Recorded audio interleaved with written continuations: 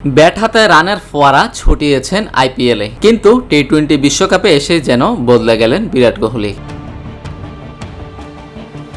Group পর্বে 3 ম্যাচের একটিতেও জ্বলে উঠতে পারেননি। যুক্তরাষ্ট্রের বিপক্ষে আউট হন গোল্ডেন ডাক মেরে। এমন ফর্মে থেকে আসার পরও কোহলির হলোটা কি, সেই উত্তর খুঁজছেন ভক্তরা। তবে তার উপর আস্থা রাখতে বললেন কিংবদন্তি সুনীল গাভাস্কার। স্টার স্পোর্টসের সঙ্গে আলাপে গাভাস্কার বলেন, যে কোনো খেলোয়াড়ের জন্য সবচেয়ে বড় অনুপ্রেরণা হলো দেশের হয়ে ম্যাচ জেতা। কোহলি গত কয়েক বছর ধরে ভারতের হয়ে অসাধারণ পারফর্ম করছে এবং তারা এটি স্বীকৃতি দেবে। বর্তমানে আমরা লিগ পর্বে আছি, এরপর সুপার 8 সেমিফাইনাল এবং আশা করি ফাইনালেও উঠব।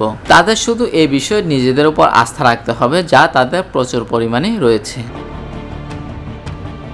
তিনি আরও বলেন, 3 ম্যাচে কম রান করেছে মানে এই নয় যে সে ভালো ব্যাটিং করছে না। কখনো কখনো আপনি ভালো ডেলিভারিতে আউট হন।